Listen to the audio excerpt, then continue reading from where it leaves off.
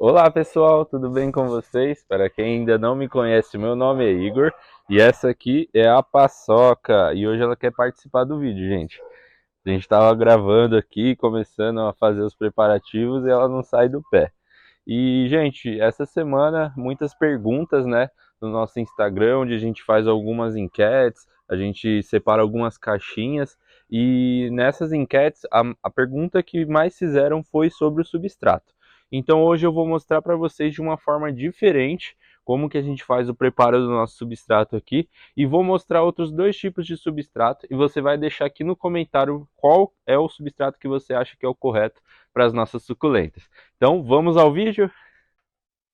Então, essa é uma dúvida que muitas pessoas têm e é uma das partes mais importantes no cultivo dos nossos cactos e das nossas suculentas. Gente, cada região tem um tipo de substrato, cada região tem uma facilidade maior de encontrar um material ou outro que a gente usa. E o material que a gente usa, a gente fala sempre em todos os vídeos, a gente vai repetir novamente hoje. E lembrando, cada região existe um tipo de substrato, cada região existe um tipo de cultivo, a gente não pode falar o que é 100% verdade. Eu vou falar nesse vídeo aqui o que dá certo aqui para nós e você pode tomar isso como base para vocês usar aí no cultivo de vocês, tá bom? Então, você vai falar, ah, Igor, mas eu uso um outro tipo de substrato, não é parecido com esse seu, usa a mesma base, mas é diferente. Não tem problema, gente. Só a planta está crescendo legal, a água não está ficando empoçada nesse substrato, não tem problema. O importante é dar certo, tá bom? Aqui a gente vai passar algumas dicas da nossa experiência de cultivo e quem tem dado muito certo nesses últimos tempos com a gente, tá bom?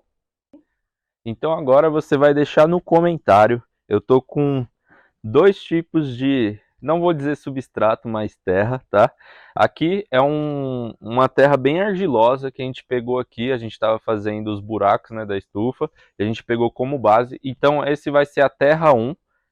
A terra 2, gente, é uma terra já pronta, uma terra vegetal com bastante adubo animal, e ela também tem bastante partes argilosas. Essa é a terra 2. E aqui um substrato preparado com casca de arroz e perlita, que é a terra 3. Você vai deixar no comentário aqui agora, vai pausar o vídeo, deixa aí no comentário qual que é a terra que você acha que é a correta para os nossos cactos e suculentas. Qual que é o princípio para a gente ter um bom substrato para os nossos cactos e para as nossas suculentas? É um substrato que precisa de muita matéria orgânica?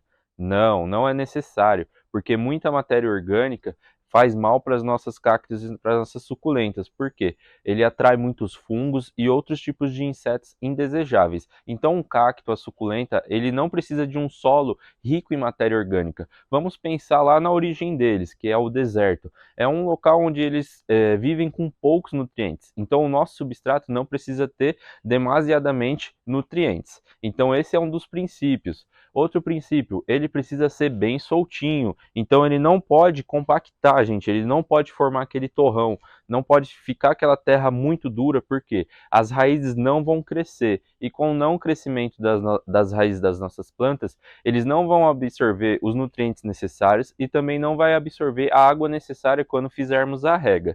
Então, o substrato de jeito nenhum pode formar torrões e ficar duro. E outro princípio também é ser um substrato bem levinho, que compõe, né, esse substrato que não forma torrões, onde as raízes crescem livremente, sem nenhuma dificuldade. E ele também não retém a água, porque a água, muitas vezes, quando ela fica empoçada, né, nas raízes das nossas suculentas, então vou tirar aqui um vasinho para, opa, deixa eu pegar outro aqui para vocês verem de pertinho. Então aqui tem um vasinho de uma Echeveria madiba, vocês conseguem ver as raízes crescendo aqui, tá vendo? Esses fiozinhos bem pequenininhos são todos raízes novas. Então um substrato bem levinho onde as raízes crescem livremente e absorvem bem os nutrientes necessários. Então agora eu vou mostrar para vocês na prática o princípio de quando a gente vai molhar as suculentas e vocês vão entender agora com esse teste, tá bom? Então pegamos a terra número um, aquela terra que é o barro vermelho mesmo, né? Aquele barro que a gente encontra em alguns lugares. Joguei a água, ó. A água tá aqui em cima ainda, tá, gente? Ó, vocês podem observar, vou apertar um pouco para ver se escorre, né? Mas a água tá aqui, ela não escorreu para o fundo do vaso. E ela tá empoçada aqui em cima, dá até pra gente jogar a água por cima mesmo.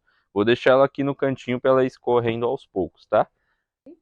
Então agora a nossa terra de número 2, que é aquela terra vegetal com muita matéria orgânica, tá bom? Vocês vão ver que ela é uma terra que não é ruim, tá? Mas dá para perceber que ela é um pouco argilosa, tem algumas casquinhas no meio, mas ela tem bastante adubo vegetal. Então vamos colocar a água. Ó como ela fica no aspecto, gente.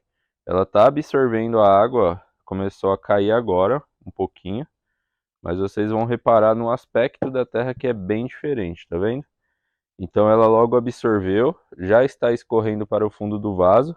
Então um ponto positivo, ele não absorve tanto água quanto na terra 1. Agora a gente vai para o nosso substrato e vocês vão ver a diferença.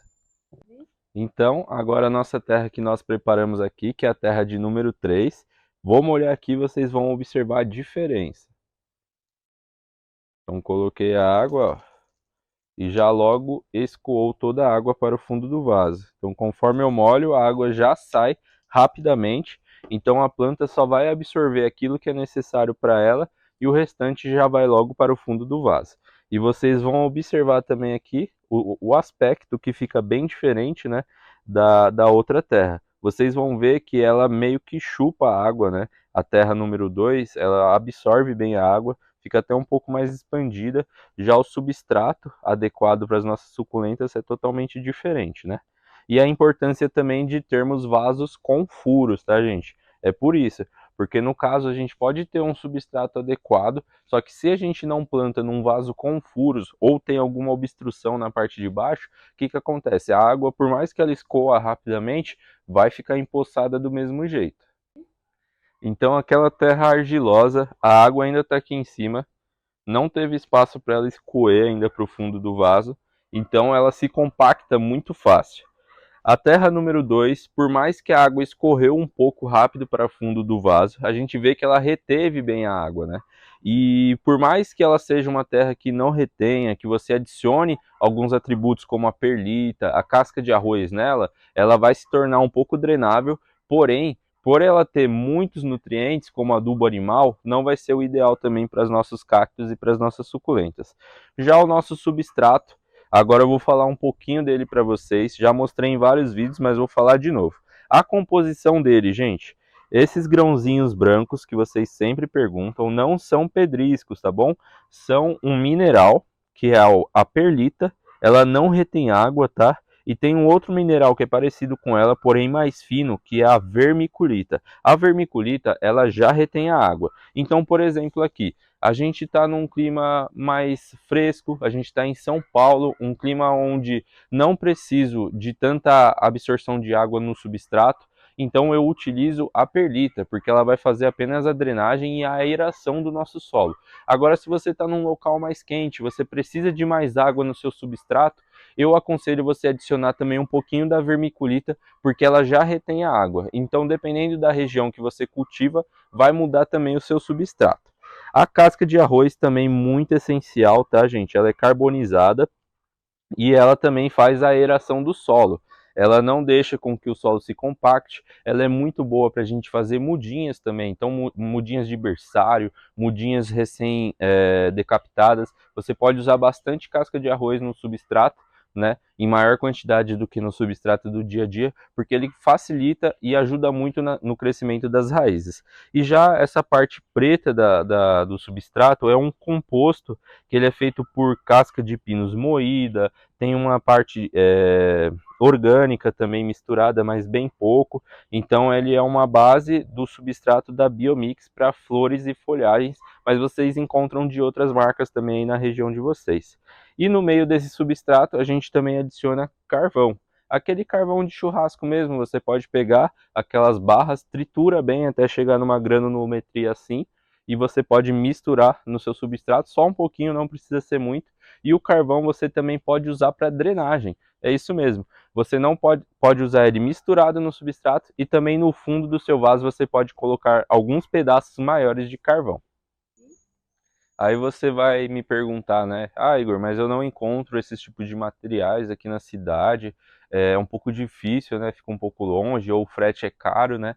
Porque na internet você acha com facilidade, mas às vezes o frete pode não ser aquele viável para sua região.